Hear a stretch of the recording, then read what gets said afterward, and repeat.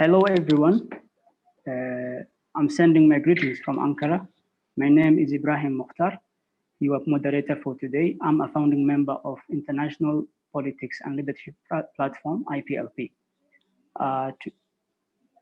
Our chief guest, President of the Islamic Cooperation Youth Forum, Mr. Taha Ayhan, Chairperson of the International Politics and Leadership Platform, Ms. Riana Tofikova, my teammates at the IPLP, and fellow youth and leaders. Welcome all and good evening. Today's program is part of our cross-border talks session, which is a project that we started during the coronavirus pandemic. This is going to be our third episode. Our first episode, we hosted a veteran journalist, Indian journalist, Mr. Saeed Naqvi. And our second guest was His Excellency Yavuz Selim Kiran, the Deputy Minister of the Turkish Foreign Affairs. And today, we are honored to host Mr. Taha Ayhan, the President of the Islamic Cooperation Youth Forum, shortly known as ICYF. Before I start, I would like to inform everyone that in case you have any friend who cannot access this session, we are streaming live on YouTube and on Facebook, as can be seen on the poster. So please inform your colleagues, whoever wants to join us and cannot access us through Zoom, he can use those two platforms. I would like to first of all welcome the chairwoman of our platform, Ms. Riana Tofikova, to give us some opening remarks and tell us a little bit about IPLP, after which we'll be able to proceed. Thank you all. Dear Ibrahim, thank you very much for giving me the floor. Mr. Taha Ayhan, the President of Islamic Cooperation Youth Forum, dear IPLP members and dear students coming from many countries all around the world, ladies and gentlemen, welcome today to the third meeting of Cross Border Talks. We are happy to see all of you here. Dear Mr. Taha Ayhan, thank you very much, first of all, for accepting our invitation. And it's a real honor for us to have a program with you. Before we start, I would like to give a brief intro about the IPLP, because there are some people who are watching us and maybe they don't have information about us.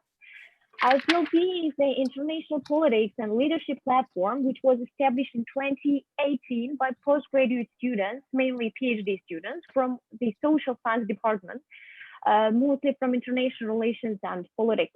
And now we are around 30 members representing more than 25 countries around the world. Our aim is to improve the skills and capacities of international students during our study in Turkey, because we really have a very good academic background here by studying in nice universities.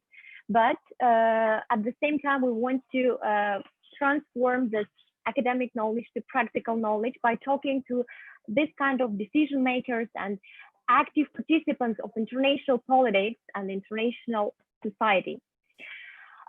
One of the tools of implementing our goals is organizing the conferences, long-term educational courses, and meetings with high-level officials to share their experience and discussing the current issues. And as we know, the world is witnessing a grand shift on multiple levels, and we as young scholars and intellectuals, we are keen towards asking more questions regarding the changing the global order and international ruptures which await us. And in a time when our moral responsibility comes down to physical distancing to protect ourselves, we initiated the Cross-Border Talks program, not to stop in our development, but to reframe it in a new format. And as academics and thinkers, we must continue this process of learning in these unique times. And thank you very much, Mr. Taha, that you helped us to do that. And I'm sure that we are a step closer to knowledge every time when we ask a new question. And our session today also, as Ibrahim told, will be in question-answer format. And In this background, IPLP presents the Cross-Border Talks as an international online series of interviews of academic thinkers and journalists. And I'm sure this session will be very, very fruitful for all of our members. And I wish us great live stream program. Thank you. Thank you, Ms. Chairwoman Rihanna Tifikova, for the beautiful introductory remarks. I would like again to thank you all for participating. Our today's program, which is the third episode of the Cross-Border Talks as explained by Rihanna, is youth and social change in a dynamic world. We are indeed honored to have today as our guest a youthful figure in Mr. Taha Ayhan, and as part of our IPLP aim, which is to narrow the gap between theory or academia and practice. He is a very good example, very well much renowned in the Islamic world and in the region in general. And I would like to welcome him and give him some few minutes, first of all, say hi to us before we embark onto the list of questions that we have prepared for him. Welcome, sir. Okay, thank you very much. Welcome all for today's program, and I'm very excited and honored and pleased to be part of this program. Thank you very much for your kind invitation, and it's a pleasure for me to be here. And as I think we are in total of 17 person now, so maybe it's better to turn on your cameras and micros to make this as a conversation instead of one-side briefing, because we are at a manageable number. So I'm also want to exchange your ideas, exchange your views as well. And thank you very much again for inviting me to today's program. And please feel free to ask any question. Yes, I have received your list of questions, and they're beautiful. We have studied our work, but even all our brothers, sisters, and friends can also ask your questions as well. So, dear brother Ibrahim Bey, how shall we start? Please commence the meeting. Yes, we actually allocated some times for other friends to ask their questions. These questions were meant just to guide the conversation. But to start, maybe you would like to tell us a little bit about yourself, your journey as a young man, and what you have achieved so far, and what you are intending to do, probably just as an inspiration to the other young people on this platform. Thank you very much. I'm Taha Ayhan. My profession is lawyer attorney at law. I am the president of the ICYF Islamic Cooperation Youth Forum, and elected anonymously in the October of 2018, and started to the office by the January of 2019. So this 2019 was my fresh year, and now this is my second year. And because of the COVID-19 pandemic, we have to cancel all our programs, and we have to transform all our projects to the online platform from beginning of March until to the September of this year. And we will because we cannot foresee what will be the ongoing procedures, we will try to plan for online programs to continue until the March of 2021 as well. I have graduated from Istanbul University Faculty of Law and Faculty of Economics and Administrative Sciences in 2009. Then I made my first LLM in Administrative Law in Galatasaray University, and I have studied Euro-Master program for 1 year. It was a 1 year program in Free University of Brussels. Then I have finished my LLM, second LLM in Constitutional Law in Şehir University, Istanbul Şehir University. I'm father of 2 children, 1 girl at 9 years old and 1 boy at 2 years old. And up to now, I'm practicing attorney at law for the last 10 years. I was the president of the AK Party Youth Branch of Istanbul from 2015 to 2018. And I have also worked for several NGOs, and I'm still working for several NGOs. I'm still the vice president of the World Ethnosport Confederation, which is focusing on ethnosport and ethnoculture for whole and world. And that's the summary of my life up to now. Thank you, sir. That's a very heavy CV and inspiring one indeed. So as we know that your current position is that you are the chairperson of the ICYF. Besides the information in the internet, would you like to give us a little bit in brief what the ICYF does and how is it related to the OIC? Okay, thank you very much.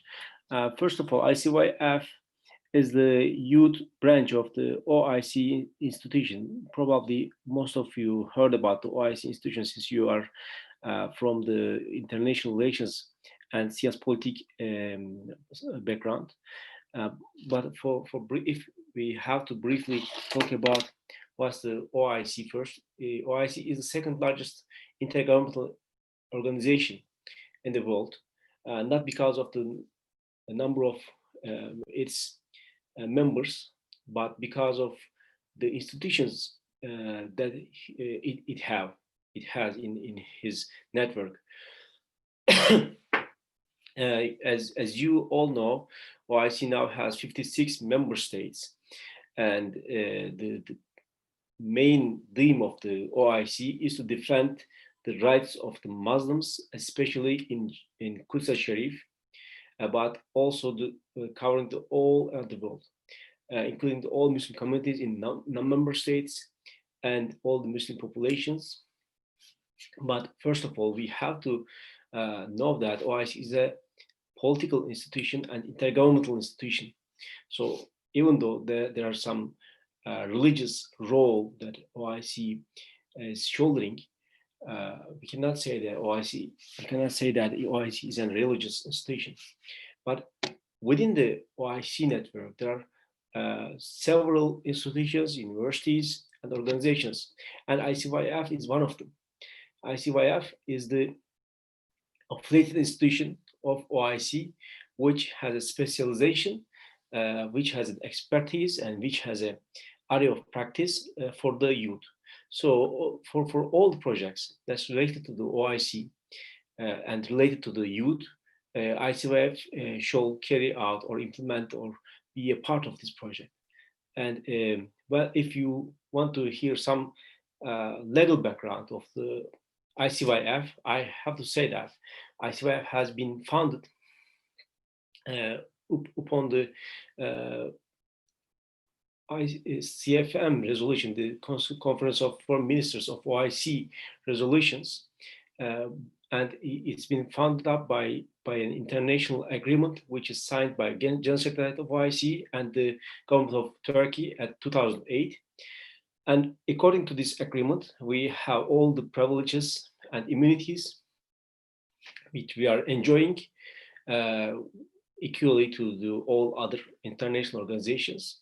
Our headquarters is situated in Turkey, and our host country is Turkey.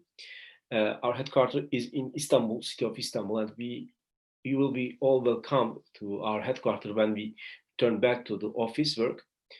And so this is the ICYF from the legal history, from the legal background, from the OIC perspective.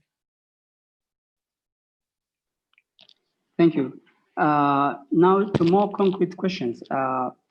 I read from CESRIC that it is projected that a third of young population worldwide will be living in OIC countries by 2050.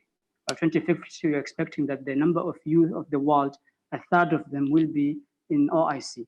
In the same time, we know that these youth, majority of them suffer from problems like unemployment, and a good number of them attempt very risky journeys towards reaching Europe or other looking for better fortunes.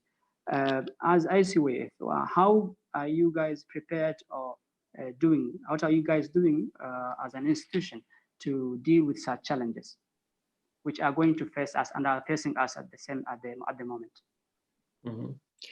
A glance at youth in OIC member states reflects many cultural, economic, and socio-political challenges that are generally interrelated and found throughout the key fields, such as education, economic standing, including but not limited to high levels of unemployment and underdeveloped entrepreneurial environments, weak skills and education skill mismatch, and migration and brain drain, limited civic and political participation, including social isolation and exclusion, less developed health and well-being, as found in a range of issues such as forced marriage, violence, malnutrition, and limited access to healthcare and extremism. And these challenges are further exacerbated for young people in OIC member states that are further afflicted by persistent conflict and war, undermining the well-being of youth to a greater extent, with far-reaching implications. Youth populations themselves have a significant effect on all aspects of socio-economic growth and development, with a direct bearing on unemployment rates, violence, political participation, innovation, research, or industrialization, job creation, and entrepreneurship. There is a need for systematic response to the several challenges faced by youth, particularly where young citizens are active in global digital realm and increasingly part of decision-making processes, as they rightfully should. Effective youth empowerment does not only improve the conditions of the young, but also reinforces core values of human rights, dignity, and progress that are vital to long-term societal health and dynamism. Effective youth empowerment would actualize youth potential while reinforcing central values and core ideals underpinning socio-economic growth. As such, this effectively puts youth issues as one of the top priorities for OIC member states. And also, the demography, the numbers of demography structure um, make the importance of the youth as well, and the numbers or the statistics that you share with us also makes the importance of the youth as well in the OIC member states.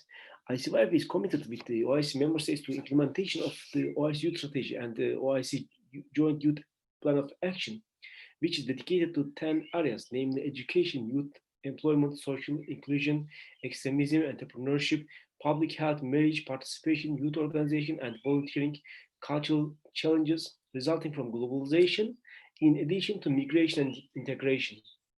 But on the other hand, as you mentioned the report of CESRIC, as we think about the statistic that you gave in the beginning of your question, uh, the numbers that you are mentioning is almost 600 million people out of 1.5 billion people. And these 600 million people who are residing in 56 member states and distributed to 4 different continents.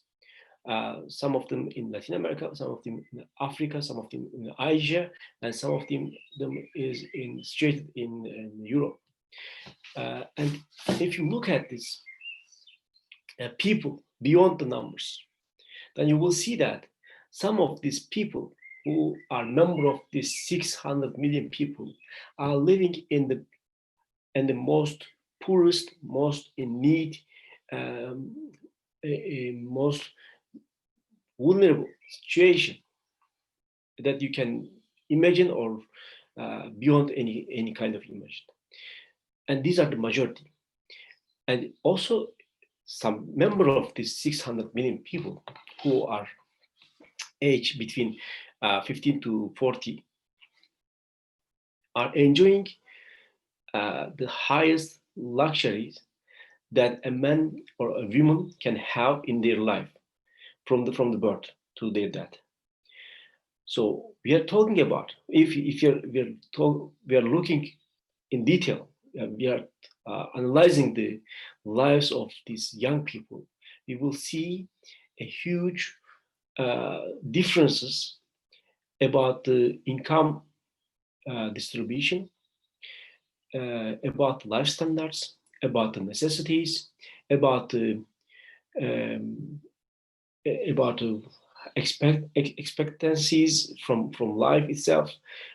So we're talking about a very huge bulk of population who are very different from each other. Yes, probably it will be correct that we will see that in 2050, most of the countries will be governed by the young people because of the majority of the young youth. But on the other hand, who will this youth be for the year 2050? If this youth will be the people who are living now, who are the youth of nowadays, then we should look into these young people in 56 countries, and we will see that the youth part of this demography is the most vulnerable part of the population, who are living in the almost 80% of the whole conflicts and clashes in the world, and most of them are affected by a conflict or a clash or a forced migration or displacement or some kind of um, violence. Uh, so we are talking about very affected uh, young people, and we are saying that statistically they will govern their countries in 2050. So we should ask about what will a future be like if this will be the future. And when you are asking about the role of ICYF. This is a very good question. Thank you very much. But on the other hand, we always we're talking about 600 million people who have differences from each other, and ICYF is trying to reach uh, as much young people as it can do, and we are focusing on um, giving new opportunities and to these young people, because we are once we have started to our office in January 2019, almost 1 year ago, we have seen that if you give opportunity to these young people, they are doing their best, and they're uh, doing their best out of it, just the best out of it. The key factor for our young generation shall be the opportunity, shall giving them the opportunity, and we are urging, we are encouraging, and we are trying to persuading all the decision makers to give enough opportunity to these young people, not only the Muslim youth, but all the youth, but especially the youth of these 56 countries, especially to these 600 million young people. I hope this will be satisfactory for as an answer. Yes, thank you, sir. It is indeed satisfactory answer. You've noted the disparities that are there between youth living in the underdeveloped countries and those living in developed countries. Could you touch also on the gender disparities? What have you noticed in the challenges that they exist between the male and the female youth members of these countries? Sorry, can you please repeat the question? I don't understand. I don't think that I have understood the question. I'm saying, besides the fact that youth of the OIC countries live in countries of different capacities in terms of economic distribution, we also have the challenge of the gender disparities between male members of the community and the female members in terms of education, in terms of employment and other opportunities. Okay, thank you very much. This is a very important question, and also um, one of the priority areas of activity, not only for ICYF but also for the OIC as well. Because as you probably heard, or you can check from internet, that OIC has the member states of OIC founded UN founded OIC Women Council, which is inspired from the UN Women Council, and they're doing very well. The first president of the OIC Women Council was Esra Albayrak Hanım, and Turkey was the first country who were hosted this this council. Now Burkina Faso is leading to the council, and I think they have convened a meeting yesterday, and we are trying to, as OIC, as ICYF, and as the OIC institutions, we are trying to we're trying to cope with this gender inequalities in all fields, because if we are talking about the underdeveloped countries, if you're talking about people in need, it's always a case that the more vulnerable part of society is mostly the females. So the governments and the policymakers and decision makers should give a positive positive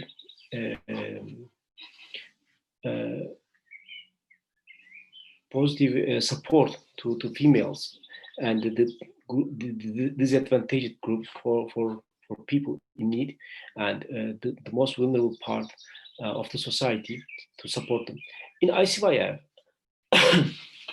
we try to focus on gender biased programs, and in the Secretariat of ICYF is already a gender biased structure, has a gender biased structure. The number of the female colleagues of ICYF is outnumbering the male colleagues, and we are proud of it. And but in also for projects and programs, for even including this online platforms and programs, we are giving them the advantages, and we are selecting them in favor of female part. We are trying to encourage female participation to our programs.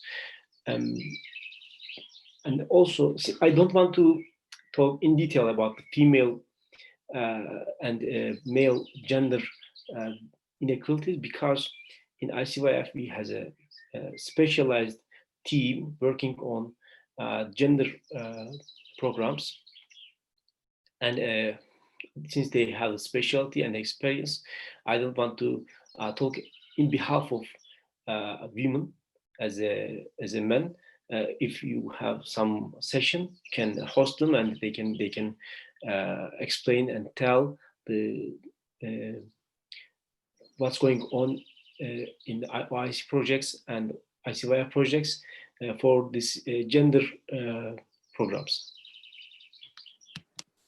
Thank you. I'm pleased to know that OIC has a women council, and that you and your team at ICYF have tried to make to create a balance in the structure in terms of giving positions and priority to female applicants and female members in a positive discrimination way.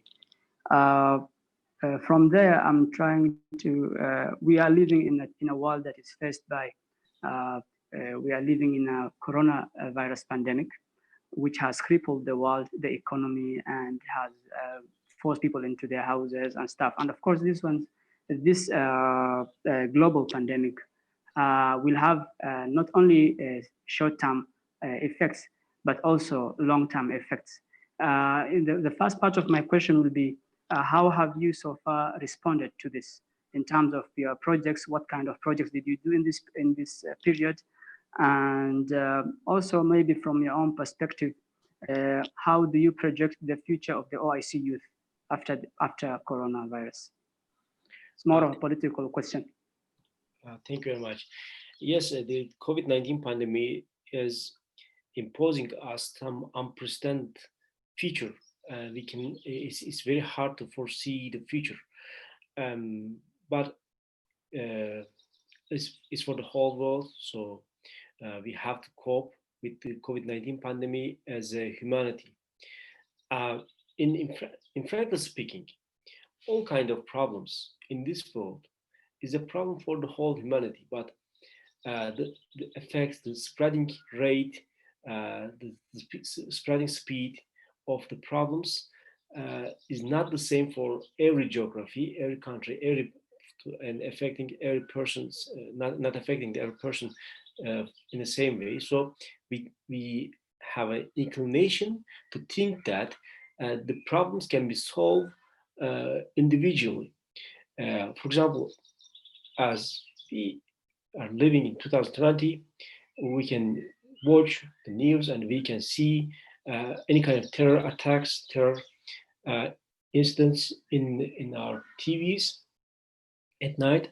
And once we see that this terror this terror attack has been occurred in a different country, we have an inclination to think that, okay, this country is far away from us and this will not affect us. So there's no nothing for us to do anything about this uh, terror attack. But this isn't real. This isn't true. Including terror attacks, including every kind of problems in this world, is affecting us from one way to another, and we have to cope with all kind of these problems as a humanity. And COVID-19 pandemic is reminding us this truth. Uh, is, and the specialty of COVID-19 pandemic is affecting us all around the world in the same speed, in the same manner, and there is no single person who can claim that I didn't have effect from the COVID-19 pandemic. So this pandemic shall remind us that we are part of the humanity and we shall act as a humanity, as a one body.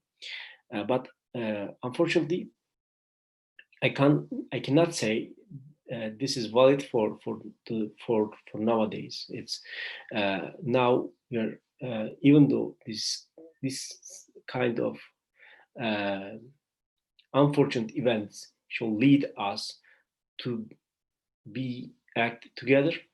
In reality, this kind of unfortunate events lead us to act separately, and this is an unfortunate, and I cannot foresee the future. But ICYF was very active since the beginning of the pandemic. We realized that it's a high time to be present to support our young people and our communities to face this crisis. Frankly speaking, our agenda was full until the October, when our headquarters has decided to go online at the 10th of the March. And from the 10th of the March until the October, we have planned almost 50 country visits and 40 different projects in 40 different countries. We have signed several memorandums. We have signed several agreements with several ministries, several countries. So our agenda was full of everything. And when we have faced with COVID-19 pandemic, we have understood that we have to transform all these projects to the online platform. It was not easy, but I can say as a president of ICYF that Alhamdulillah we have achieved to be active in online platform. We evaluated our plan and quickly shifted more than 80% of our programs and activities to online platforms since the 10th of March, and we successfully implemented many initiatives up to now, such as the Diplomacy Academy, volunteerism training program, and special edition webinars with ministers and high-level decision makers. ICYF launched the Intellectual Islamic Heritage Program and implemented an online model OIC program as well. And this week, this model online program will continue, and I am inviting all of our friends who are actively watching us now to be part of this model OIC program as well. There's also an upcoming youth media training program in the next couple of weeks. We have also organized several essays, photography, and film contests. The purpose is to highlight the role and response of youth to this pandemic. Approximately half of our programs and activities were focused on responding to challenges presented to the youth by COVID-19, both in content and in methodology. As far as the future of OIC youth in the post-COVID-19 era is concerned, it's expected that OIC member states, and certainly like the rest of the world, will undergo great socio-economic challenges. And as OIC member states have high youth populations, those who will suffer most from the post-COVID crisis will be the youth again. It's in this context that one sees ICYF role and increased commitment to providing awareness and training programs to support youth initiatives, help youth reach their potential successes while promoting knowledge sharing, economic empowerment, social inclusion, building confidence, and providing ecosystems for professional growth is what ICYF targets to prepare for the uncertain future awaiting the youth all over the globe.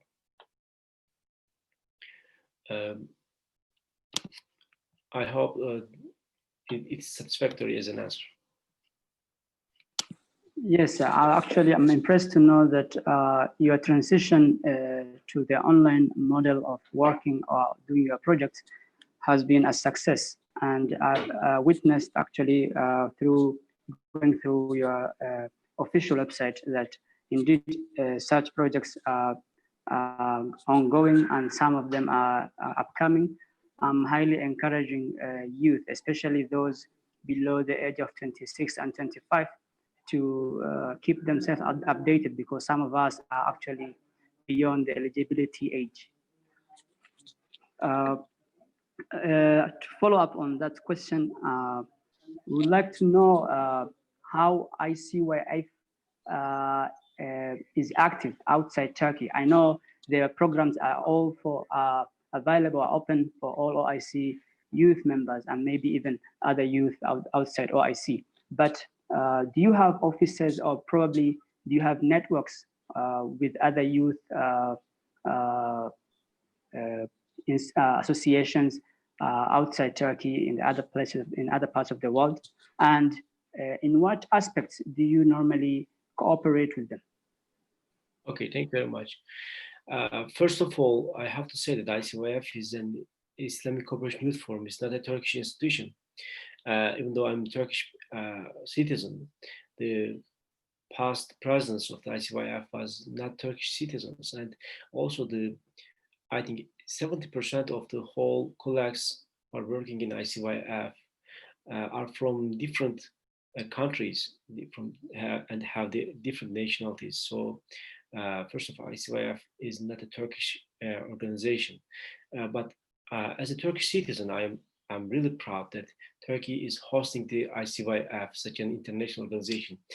And for example, if I have to give an example, the 85% of the whole programs and projects that we have carried out during 2019 was outside Turkey, including Qatar, Tunisia, Senegal, Gambia, Malaysia, Indonesia, Azerbaijan, Kazakhstan, and in Russia as a non-OIC member country.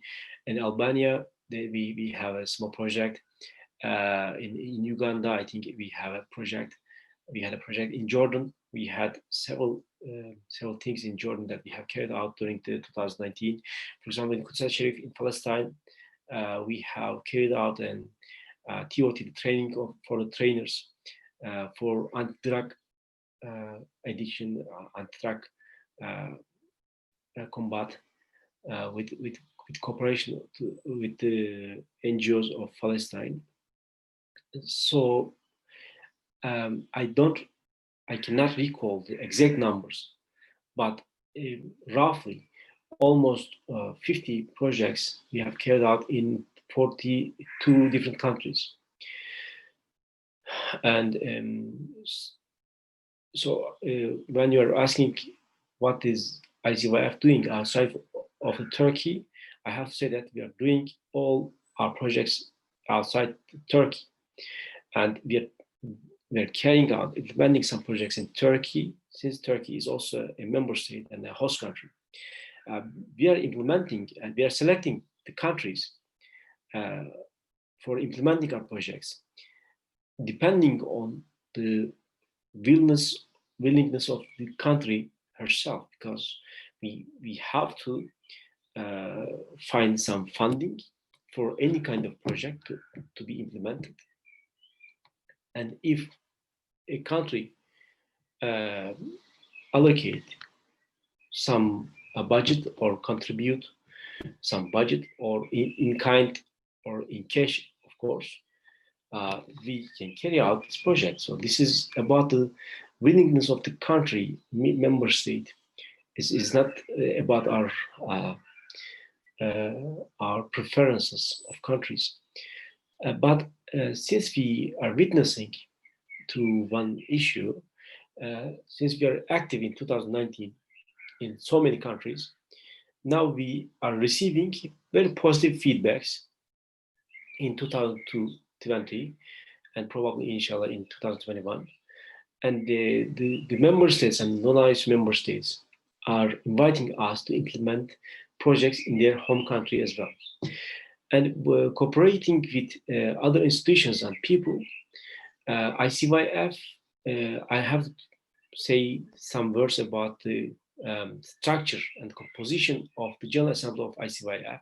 ICYF is composed of national youth councils of the member states, plus the international youth organizations from all around the world, who are actively defending or actively working for the Muslim youth communities in non-OIC member states.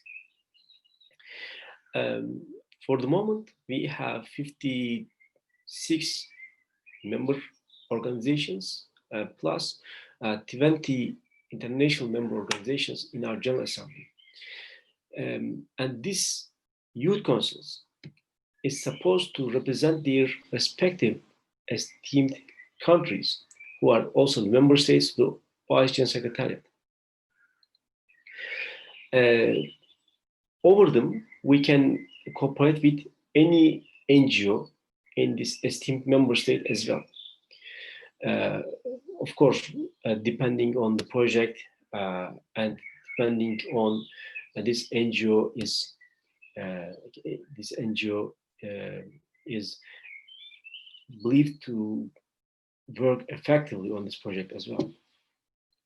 And for people who can be part of the ICYF as a professional employee, professional colleague to us, or as a volunteer, or as an ICYF network member, or as a MOIC clubber, or as a participant to our project, is based on the nature of this relation, which we shall talk about.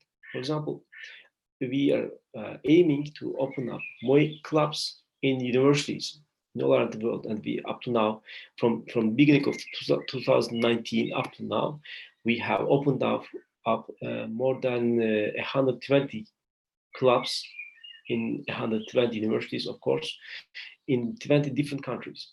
So if you are a university student and you want, you are excited to work in international relations area, and you want to know much about OIC or the issues among the OIC member states, then you can open up a MOIC club, Model OIC club in your university, or you can be part of it. You can participate to the MOIC sessions, MOIC events, MOIC trainings, MOIC contests, which one of it is ongoing nowadays. And then you will get accustomed to the issues of OIC member states and OIC itself. Or if you are an entrepreneur, you can follow our calls, our guidelines for being a part of the Young Business Hub, which is aiming of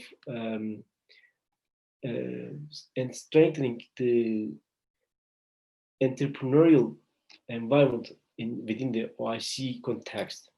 For example, last year, during 2019, we have organized one investment summit in Turkey, Istanbul, one in Tatarstan, in Kazan, one in Bahrain, in in Manama,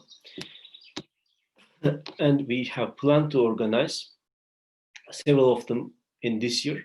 One would be in Mali, one in Senegal, one in Uganda, one in Jordan, one in Pakistan, one in Indonesia.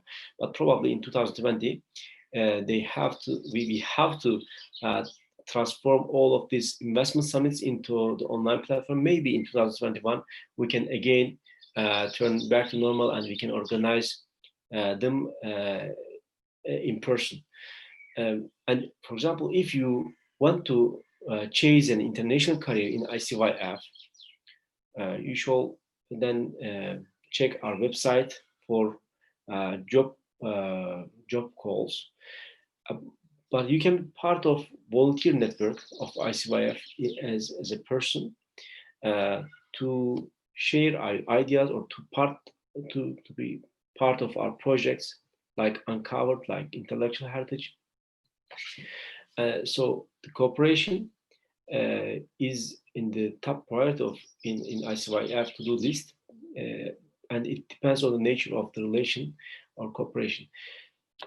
And if we shall talk about cooperating with the other institutions, other youth councils, youth forums, youth organizations like United Nations Youth Envoy, or for example, the national youth councils of other countries, we have established good links with them, and we are carrying out different projects with them. I think, for example, in next couple of days, I will participate to a program which will be carried out by Russian Youth Council, and so we have a very good relation with them. We have implemented volunteering training with United States Secretary of State Department, and also we have carried out one project with Commonwealth as well. So we are very open to any kind of cooperation, and the cooperation is a core value for the Islamic Cooperation Youth Forum. I can say that, and this is the answer to this question, I think. Yeah, very well. Actually, despite all the constraints and the challenges you faced, as you remarked, 85% of your projects have happened outside Turkey, and you have also created youth club networks in over 20 countries. I think it's very good information, and other fellows can also log into the website to follow and to learn more about whatever you have said in details. Before I go to my last question, because we are also almost out of time, I would like to give the platform to any other of our audience to ask you any question they would like to know, since we are around, our number is reasonable. So if there's anyone who would like to ask a question to Mr. Taha Ayhan, he can raise his hand. If we don't have anyone, I will move on to the last question, after which we are going to close our program. Thank you.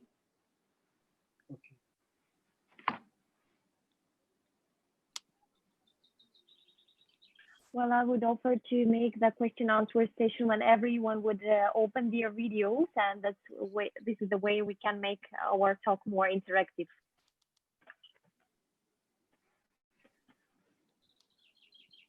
Yes. Before the COVID-19 pandemic, I really loved to be part of small groups of conversation instead of big numbers of people, because small number of people, conversation, a small number of people, then you can be more interactive with all participants, and you can know different people, and you can exchange your ideas with different people.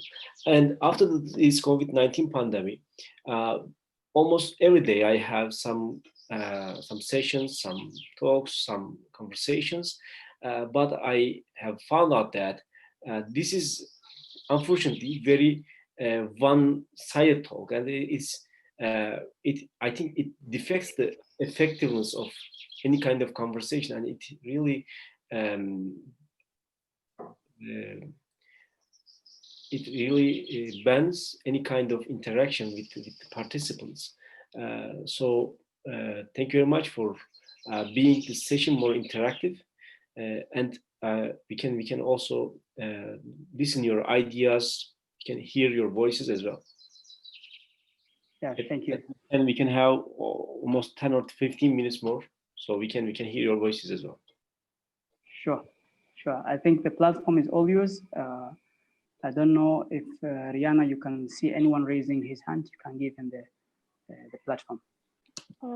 Sure. Now we actually open the video. I ask all of you guys to open video again. We also have chat for those who doesn't want to share their videos, but anyway, they want to ask their questions. It's also possible. Just you can write your question in chat. Thank you.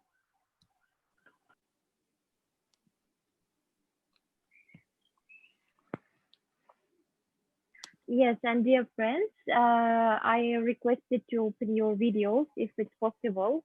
Kindly ask you to do that so that we can see you in real life. Thank you. Okay, let's continue, Ibrahim.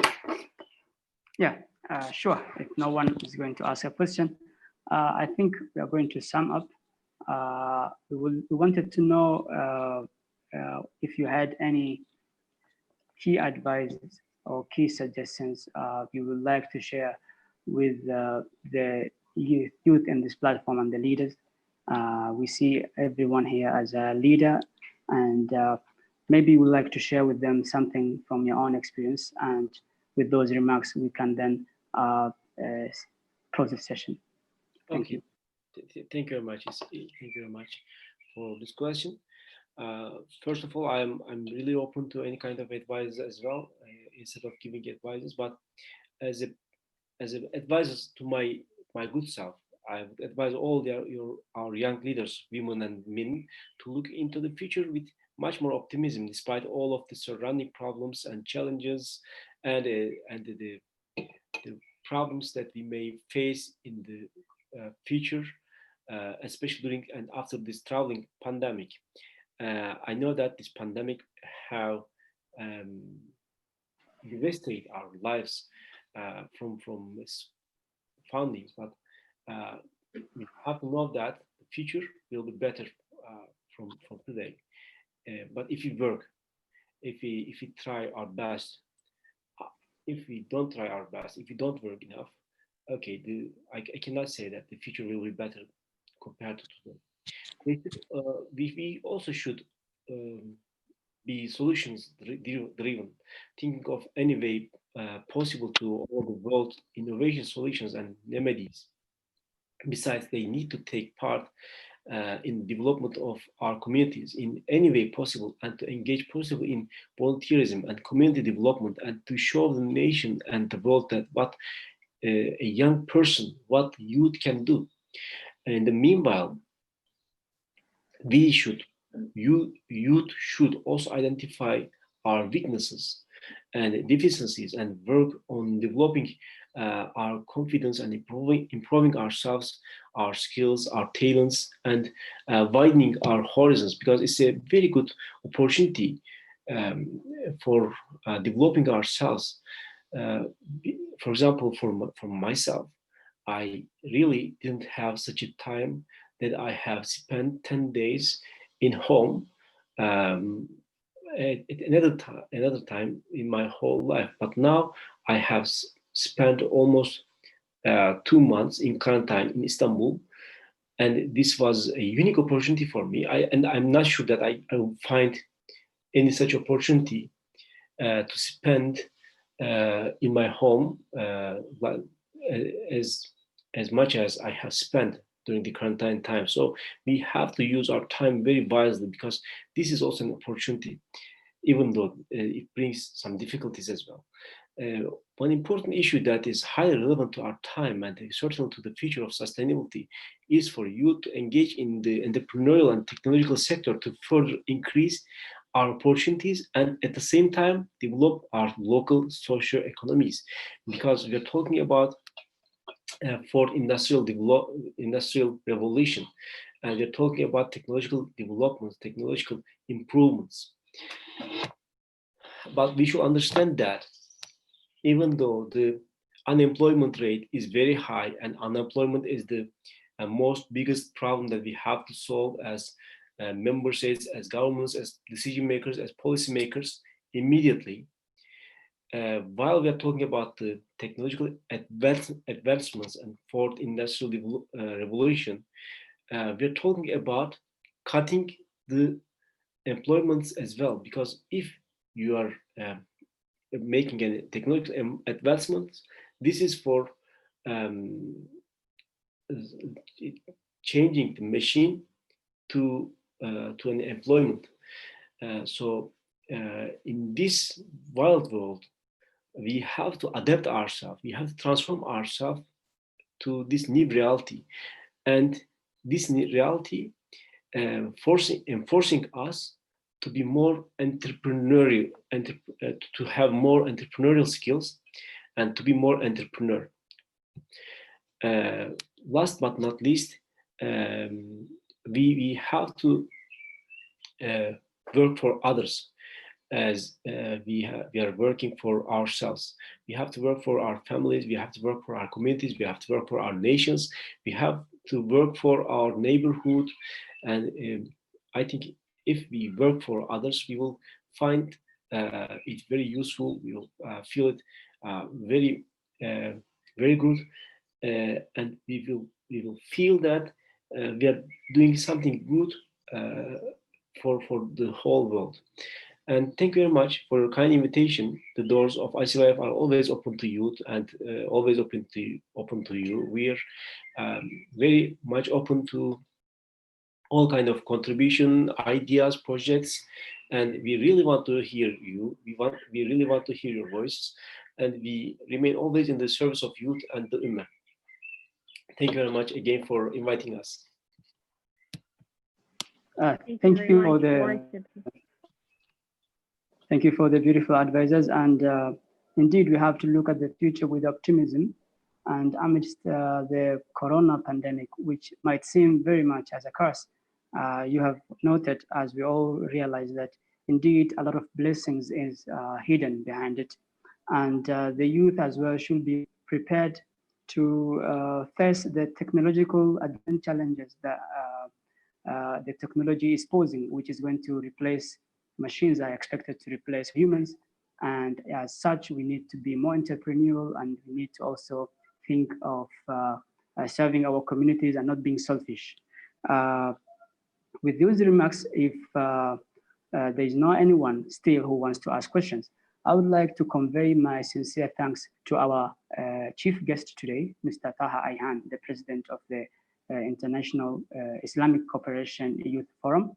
I also like to thank our chairperson, Ms. Riana Taufikova, who is, we want to congratulate her in advance because she's soon going to graduate from her PhD program. She's going to be a doctor at a young age.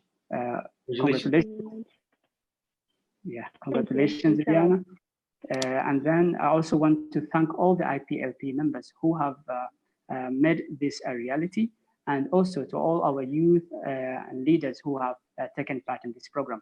Indeed, IPLP is looking forward to conduct further programs of the such, and we're also expecting after this pandemic to meet Mr. Tayhan face-to-face, whether in Ankara or Istanbul. Stay tuned and keep in touch with IPLP.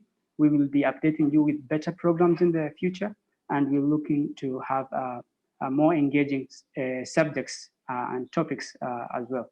Mr. Taha Ayhan, I would like to thank you. If you'd like to say goodbye to everyone, and then our session ends. Thank you. Thank you very much. See you. Bye.